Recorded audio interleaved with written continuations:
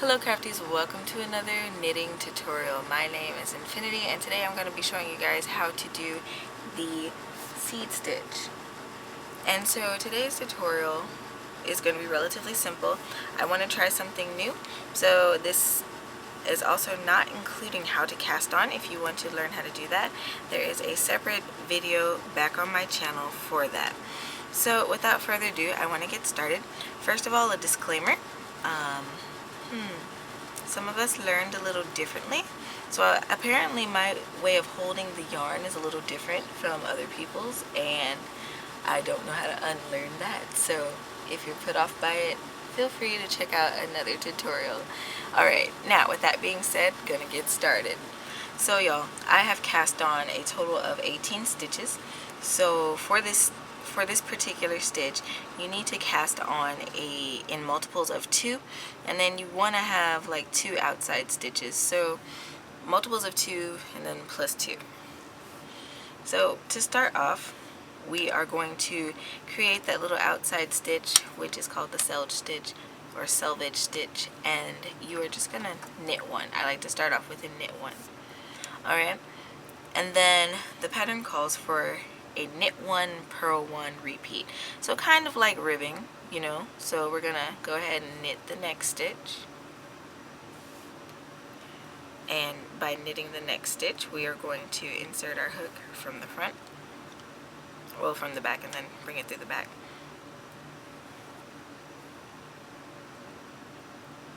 And then we're gonna purl one,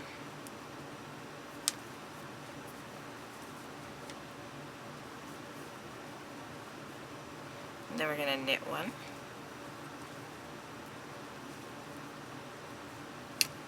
then we're gonna purl one,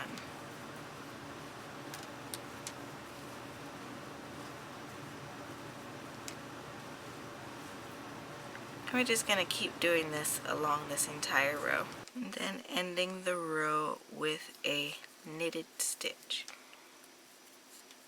Alright, now we can move on to row 2. Alright guys, so now on to row 2. What we're going to do is start knitting one and purling one.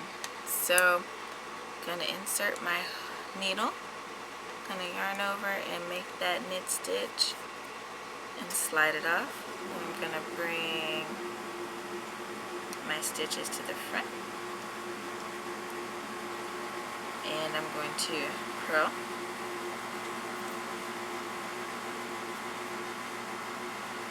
Bring it to the back.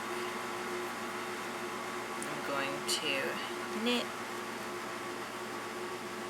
bring it forward, I'm going to purl.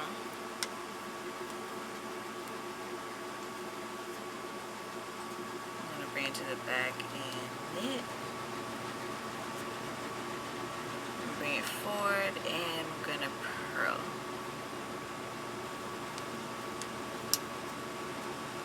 And basically the seed stitch is an alternate.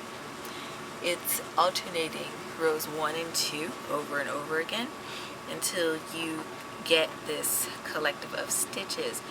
I guess I didn't show you guys my swatch at the beginning. I'm going to knit this one and then purl the next one.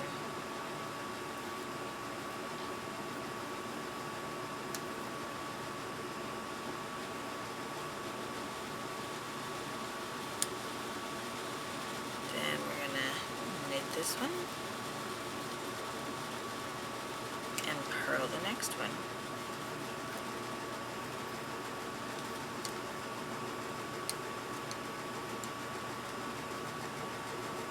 I'm going to knit this one and purl the next one.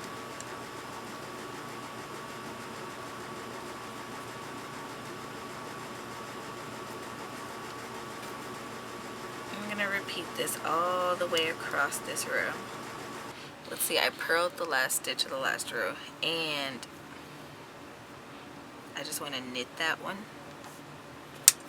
because it's an outside stitch. It's not supposed to be part of the pattern.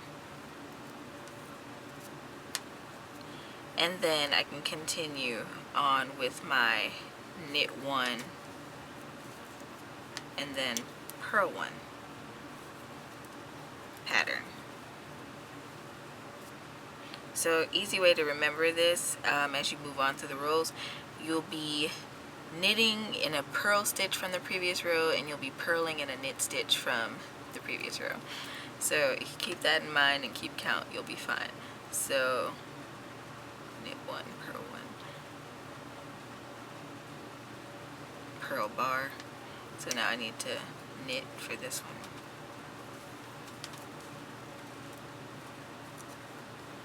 Then purl into the next stitch.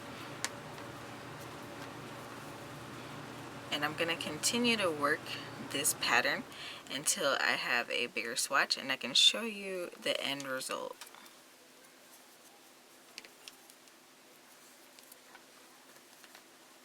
Okay, crafties, so I have worked up several rows from where we left off, and as you can see, maybe I can zoom in a little bit. As you can see, you're starting to get that seedy pattern as the name implies.